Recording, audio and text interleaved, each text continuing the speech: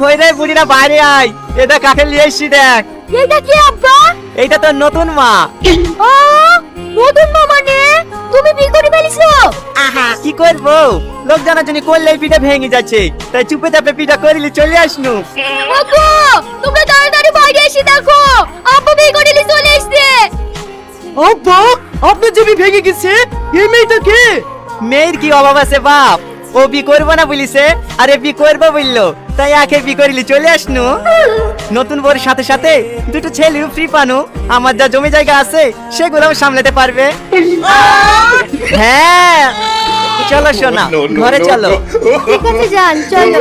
এই ভাইরা, ওই মেয়েটার সাথে বিটা কেন ভাঙলি রে ভাইরা?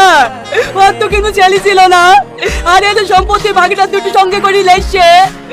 কি করবো রে ভাইরা, আমরা নিজের পায়ে নিজেই কুড়ুল মেরেছি, এখন আমাদের চলছে।